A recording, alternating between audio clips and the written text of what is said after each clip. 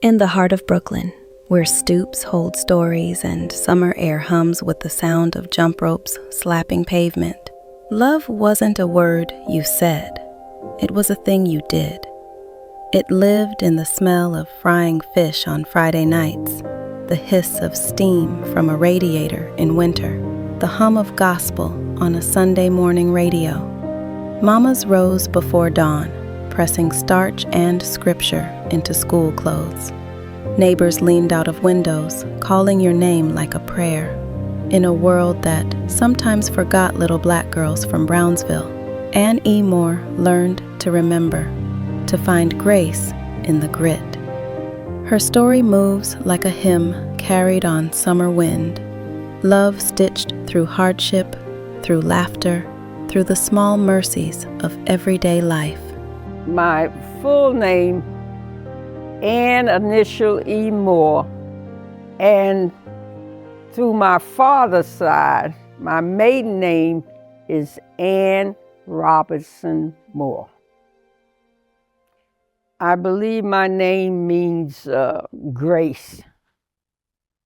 I think it means grace. I was born in Washington, North Carolina, 1942. I'll be honest with you, I don't know when I went to Little Washington. I must have been a baby, because the only time I can remember Little Washington, I was 5 years old. And after I was 5, it looked like I jumped up to 7 when my mother, they left us there. It was not only me, it was me and my sister, my brother, and they left us there, but my mother came back in 1949 to pick us up and bring us to Brooklyn, New York. And I was happy because to talk about my mother, you know, they used to tell me about my mother when she was young. But I had a beautiful mother. I used to make up things for her to come to school just so people could see her. You think Lena Horne was something, you should have seen my mother. She was a pretty woman. And so when she took us to New York, I was excited because they used to, you know, in the South, they talk, New York. All the time, they'd be talking about New York.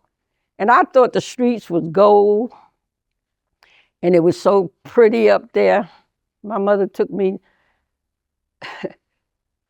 we lived in Brooklyn on near Livonia Avenue, Osborne Street out in Brownsville. And you know, Brownsville was the roughest spot. It had all kinds of gangs there. But I didn't have to experience that while I was small. But the first time she sent me to the store to get a box of salt, some kids ran me across the railroad track. They had you know, what do you call it? Where you got to walk up the stairs and go across. They chased me all the way home. And I said to myself, I wish my mother left me in Washington, North Carolina, because, you know, you wasn't used to the toilets and the gas stove. I lost my my eyelashes because of that gas stove. So I wanted to go back to where I was used to.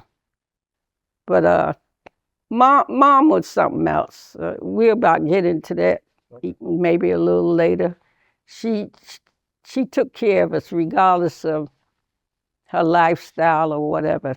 She was good to us. Let's say growing up as a kid in the 50s, during that time we was inspired by Joe Louis, you know, stuff like that. We would go down to the corner. We didn't have no television. You go down to the corner and you watch the TV through a Jewish store window or something like that, you know. And you definitely inspired by him.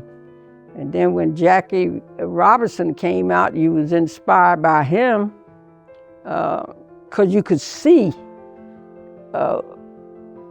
them letting you know the first black baseball player, you know. So there was a few things got you going that, quote unquote, that your people are doing something, you know. And it makes you feel good when your people, you know, you didn't get too much, but what you got, you was proud of.